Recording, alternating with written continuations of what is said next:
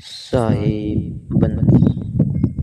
आइए मित्रों, हमारे चैनल शीतल शब्द कबीर का पर आप सभी का बहुत बहुत स्वागत। मित्रों, इस वीडियो में हम जानेंगे कि आखिर हमारी आत्मा कहाँ फंसी हुई है।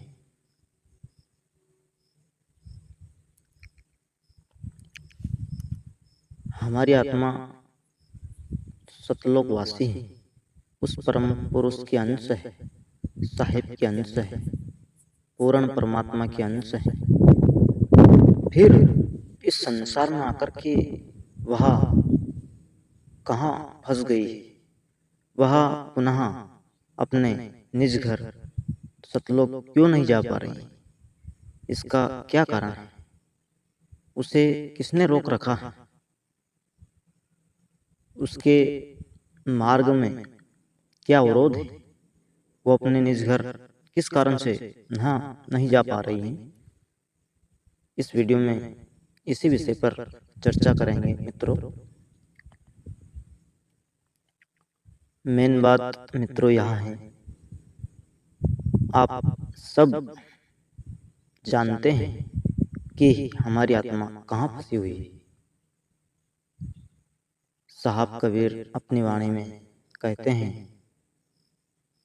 कि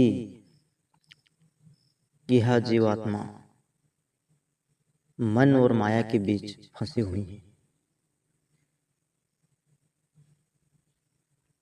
मन और माया ही इस जीवात्मा को भरमाते हैं। जब से जन्म लेकर मानव इस धरती पर आता है, उसी समय से ही मन और माया इस जीवात्मा के साथ है।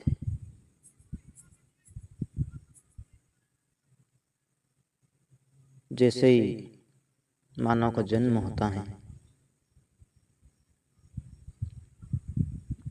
उसका बचपन खेल कूद में निकल जाता है और उसे अपनी माता से मोह रहता है।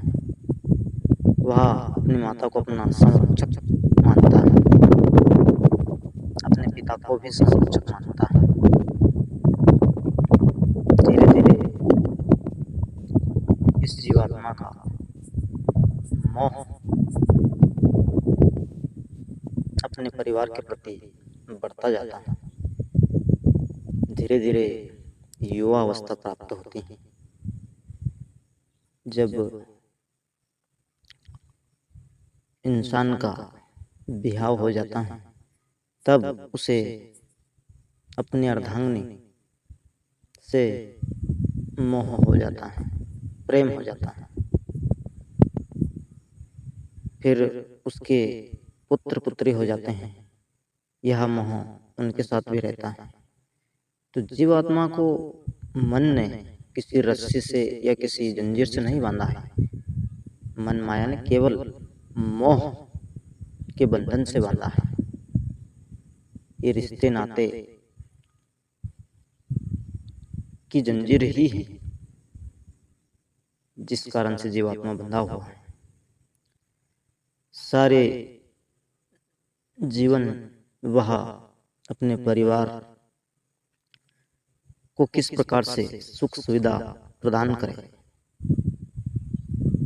किस प्रकार से अपने पुत्र व पुत्रियों को पढ़ाई लिखाए, शादी ब्याह करे, अपना घर किस प्रकार से चलाए, क्या बिजनेस करे, क्या नौकरी करे, क्या कारोबार करे।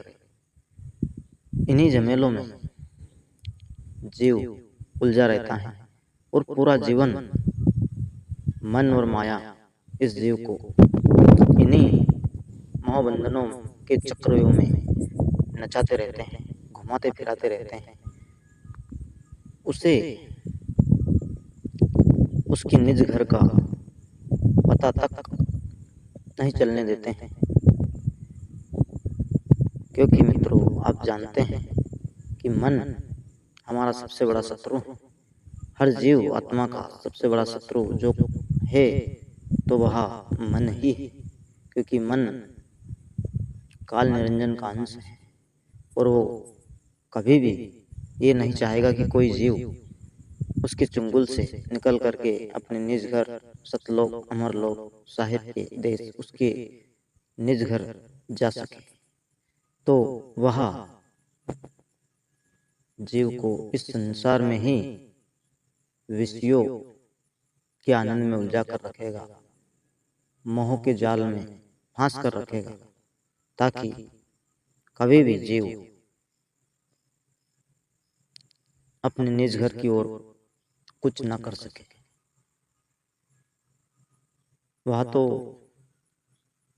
किसी किसी जीव के अगले जन्म के कर्म यदि साथ दे, यदि वह अगले जन्मों में सत्संगी घर से रहा हो, उसे सद्गुरु का सानिध्य प्राप्त हुआ हो, सत्संगियों का साथ मिला हो, अच्छे लोगों की संगति, भले लोगों की संगति, सत्संगियों की संगति उसे यदि प्राप्त हुई हो और वह किसी कारणवश अपने निज घर ना जा सका हो, तो वह इस जन्म में अवश्य ही अपने निज घर जाने का पूरा प्रबंध करेगा, क्योंकि उसे साहेब का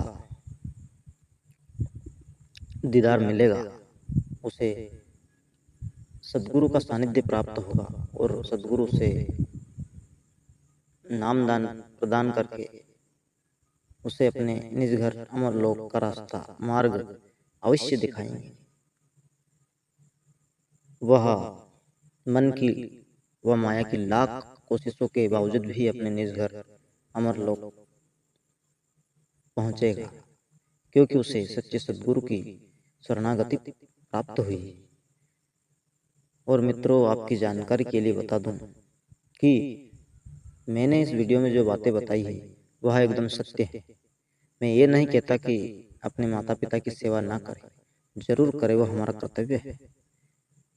मैं ये नहीं कहता कि आप परिवार का पालन पोषण भरण पोषण ना करें, वो भी आपका कर्तव्य है, वो भी करें, किंतु हम केवल एक शरीर ही नहीं है, हम एक हंस आत्मा है, उस परम पुरुष के अंश है। तो हमें एक ना एक दिन इस संसार को छोड़ करके जाना है। हमें ही क्या, इस संसार में जितने भी जन्म हुए हैं वह किसी भी योनि में हुए हैं, उसे एक ना एक दिन यह पंच तत्व का जो चोला है इसे त्याग करके जाना है, क्योंकि यह मृत्युलोक है। जो भी यहाँ आया है उसे एक ना एक दिन जाना है, क्योंकि साहब कबीर अपनी वाणी में एक जगह पर कहते हैं कि आया है सो जाएगा, और राजा रंग फकीर, कोई सिंहासन चढ़ चला और कोई बंधा जंजीर। तो यहाँ पर जो जन्मा है वो मरेगा, जो आया है सो जाएगा। सबने एक न एक दिन जाना है मित्रों, किंतु हम किस कार्य के लिए यहाँ पर आए हैं, किस उद्देश्य के लिए हमें यह मानव देही मिली है, वह उद्देश्य जरूर पूरा करें। किसी सद्गुरु की शरण में जाकर के उनका आशीष प्राप्त करें, वह अपनी आत्मा का कल्याण करें, क्योंकि पल में क्या हो जाए किसी को कोई खबर नहीं, क्योंकि यह काल का देश है और यहाँ पर गिनती की श्वासा हर जीव को मिली हुई है। वह ना जाने कब श्वासा ऊपर रह जाए व कब श्वासा नीचे रह जाए।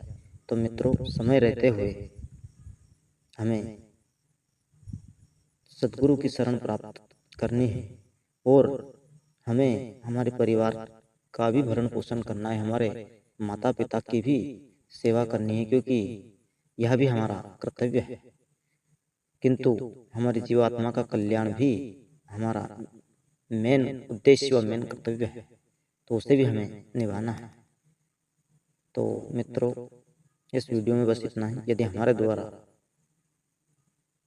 प्रस्तुत यह वीडियो आपको अच्छा लगे व सत्य लगे तो कृपया हमारे चैनल को सब्सक्राइब करें व वीडियो को लाइक जरूर करें। धन्यवाद। साहिब बंदगी।